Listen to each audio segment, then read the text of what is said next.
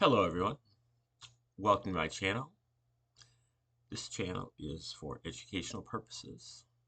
We check out great theories, discoveries, and concepts that you're probably not familiar with unless you are a deep digger and have gone down some rabbit holes. Even if you have, you might not have gone deep enough to get to this stuff here. And I bring this to the Patriot community so that they can uh, enhance the digging that they've already done, get a little bit deeper into some more, issues that are going to be coming up in the future. I think that for the present tense, um, this is a war that is going to be won. But moving forward, there's many chances of backsliding, and that is going to be most likely if we don't have a firm foundation. And in my view, Christianity is not a firm foundation to move forward. Um, because, in my view, it is a psychological operation that was done by the Romans. The Romans are the true authors of the New Testament, and they wrote it to mellow out the Jews who had been uh, very aggressive and militant since the Romans occupied their territory over 100 years before that, culminating in a war in 66 AD. And so this segment is called Your Blind Side. And we do this so that people can identify what's in their blind spots. Um, what they're maybe not looking at, that maybe they should check it out for future reference, keep it in the back of their mind so that it's not such a glaring blind spot. And so these are probably going to be things that the Patriot community is not talking about. And I just never, in 10 years, I just have never heard any discussion about any of this. And it's not that it's that deep of a dig. Um, there's authors out there, but for whatever reason, nobody talks about this. Now, um,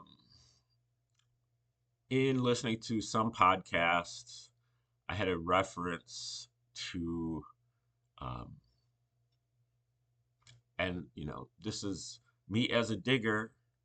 I dig up stuff regardless of whether it's going to benefit me or whether it's going to throw a lot of cold water onto my pet theory that I already have. And I heard a reference to this book called Cosmic Codes that is proof that God is really the true author of the Bible. The whole Bible was written by God, and he provides proof of that. And so I've started reading it, and I'm not quite halfway through, but I find it to be utterly um, not compelling at all.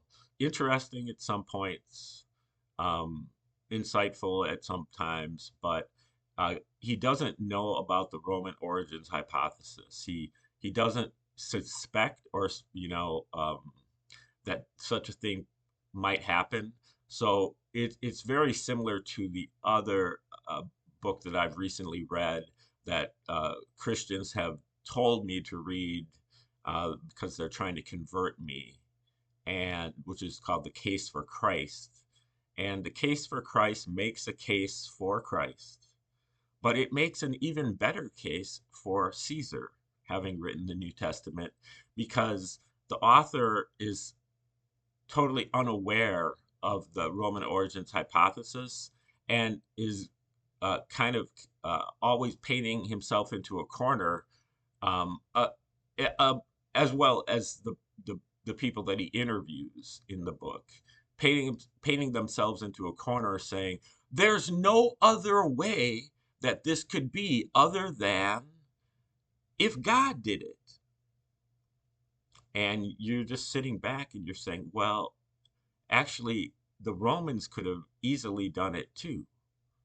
Um, and if it was a Roman psyop, that explains it in a much tidier manner than to say that God did it. This is Occam's razor again. You don't go with a supernatural um, uh, explanation when a completely natural explanation is will do. And the same thing is true here with this Missler book, Cosmic Codes. Um, Now, in this section, he literally goes over one of the key aspects. This section is called The Destruction of Jerusalem Foretold. And incidentally, Missler does that in this book a number of times. He shows all these different coincidences that uh, statistical, mathematical um, codes. And this guy's was in the intelligence community, so I don't know if this whole book is a psyop or not, um, or if this guy's just really got a mental illness and is just uh, very much into over enthusiasm over God. Um, but uh, he frequently goes to there is no other way to explain it than God did it. And again, you're just like, well, actually, if you just said that the Romans did it as a psychological operation, that would explain it just as well, if not better. Um, and by Occam's razor, again, it would explain it better because it's a simpler explanation. So this section is called the destruction of Jerusalem foretold. Jesus went on to predict that Jerusalem would be destroyed because the Jews did not recognize the specific day that Daniel had predicted. And he here quotes from Luke, sorry, Luke 19:42. For the days shall come upon thee that thine enemies shall cast a trench about thee, and compass thee round, and keep thee on every side, and shall lay thee even with the ground, and thy children within thee, and they shall not leave in thee one stone upon another, because thou knewest not the time of thy visitation. So here he's talking about Jerusalem.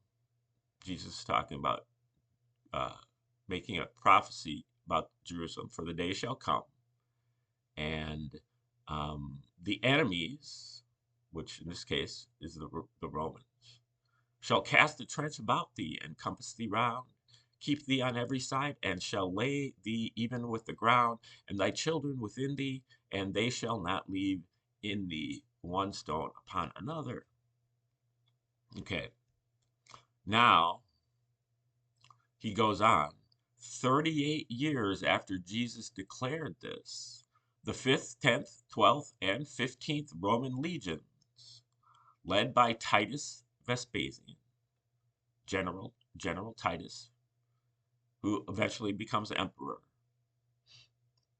laid siege upon Jerusalem, which resulted in over 1 million men, women, and children being slaughtered. Now, his footnote here, I'm sure, is to Josephus's book called War of the Jews, which documents this event. Um, and he goes on, again, this is all coming from Josephus. During the battle, a torch thrown through a window, started a fire inside the temple. The extensive gold furnishings and fixtures melted, and Titus had to order every stone taken down to recover the gold. Thus, the specific words of Jesus were fulfilled in the fall of Jerusalem, because Jesus says, you know, one stone upon the shall not leave in thee one stone upon another. And so Titus literally does that because they're trying to get all the melted gold. But what he's not telling you, there are two things that that Missler's not telling you here. Um, well, let me just let him go on to the end of the section. Why was Jerusalem destroyed in AD 70? There are many answers, but the one Jesus gave is the most provocative, because thou knewest not the time of thy visitation. This is against the Jews here, although he is pretty much a Zionist, but he's a biblical Zionist, and he's seems to be pretty opposed to the Talmud and the Midrash and such, and other commentaries. You got to stay with the Word of God, right? Because thou knewest not the time of thy visitation. So he held them accountable to know the prophecy that Gabriel had given Daniel. Now, what Missler is not telling you here, first of all, is now he gives a citation, but he doesn't tell you that this history that about the recovering the gold and the melting the torch through the window, and that Titus laid siege upon Jerusalem and killed all these people, and then did not leave one stone upon another. This is all coming from Josephus.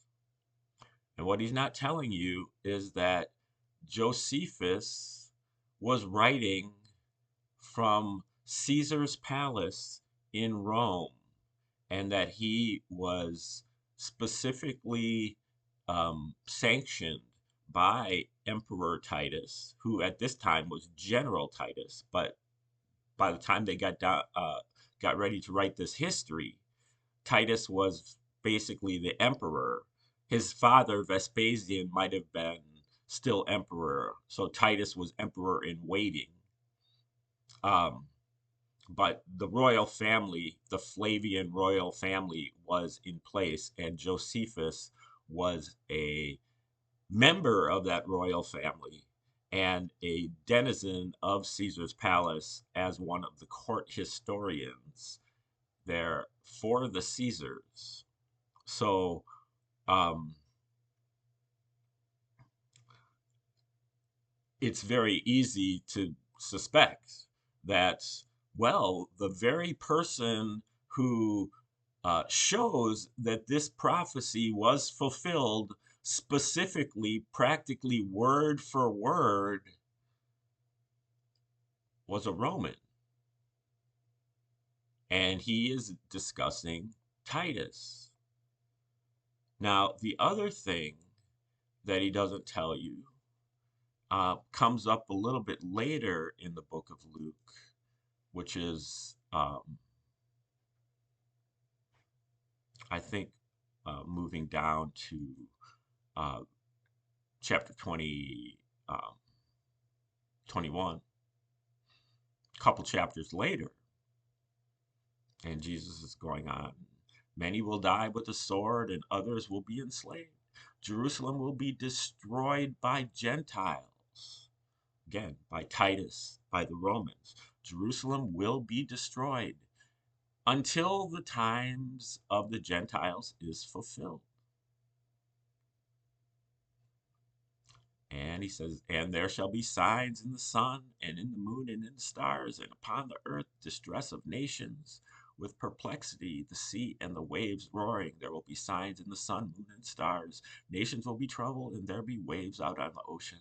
Men's hearts failing them for fear and for looking after those which are coming on the earth, for the powers of heaven shall be shaken. Hearts will fail because of fear, and the powers of heaven will be shaken. So these are the signs here that he's saying. He says, in fact, exactly, these shall be the signs. And this is Jerusalem will be destroyed. And then he says, and then shall they see the Son of Man coming in a cloud with power and great glory. Then the Son of Man will come in a cloud of glory. And when these things begin to come to pass, then look up and lift up your heads, for your redemption draweth nigh. When you see these things, the end is near. So, this is a prophecy that Jesus is making about the destruction of Jerusalem by Titus. So, what the Romans have done here is that they have written themselves in to the Jewish lineage. The lineage that's given in both the book of Luke and the book of Matthew, differently, I might add. But he talks about the discrepancies in a different chapter. But that there was Adam and then Seth and then you know going all the way down through Abraham and through Moses and David and Solomon and all the way up to Jesus. And then Titus. Titus is identified right here as the second coming of Jesus. They shall see the Son of Man coming in a cloud with power and great glory. And then the Son of Man will come in a cloud. So this is specifically referring to the destruction of Jerusalem. Jerusalem will be destroyed by Gentiles until the times of the Gentiles is fulfilled.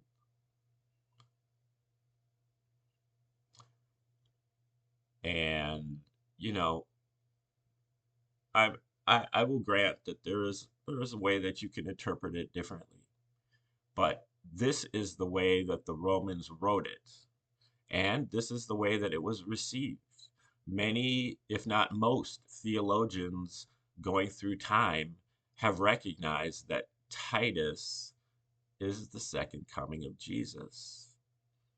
And again, that is, I think, solid evidence that the Romans are the true authors of the New Testament and that they wrote in Titus as the Son of Man coming back at the end because A, it's part of a mockery, um, and B, they're pruning the Jews. They're putting themselves into the um, they're inserting themselves into the lineage of the king of the Jews. Okay. So just you can disagree with me, but open up your book of Luke, and you might want to check out Joseph Atwill's version of the story. He probably articulates it a lot better than I did, and he might be bringing in some other material to bear at the situation. Michael Maniscalco covers it as well in his book Christianity's Origin as a Flavian Secrecy Cult. But these are just things to pay attention to, and also to question your Christian authors. Are they getting the wool thrown over their eyes by not recognizing the obvious writing of the Romans? I don't think that most Christians recognize that Josephus is an agent of the Romans.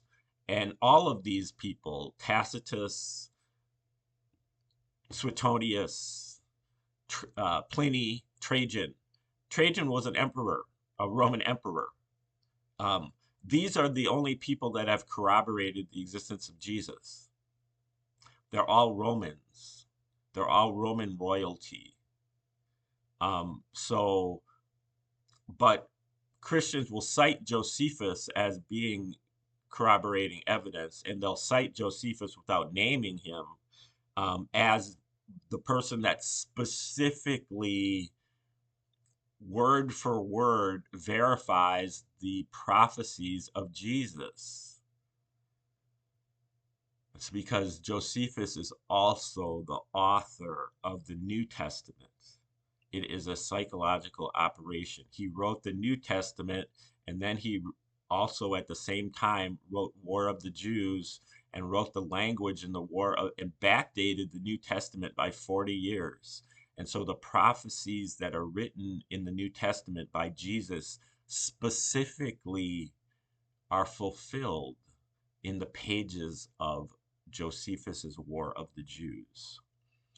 It could be that Jesus is such a great prophet, but it could also be that Josephus wrote both of those. And then when you see that Titus is written in as the second coming of the Son of Man, then you can get even more suspicious. Okay, we're going to leave it right there. And like, share, subscribe, and comment. Come back and check out the next episode of Your Blind Side. And just remember to watch your blind side.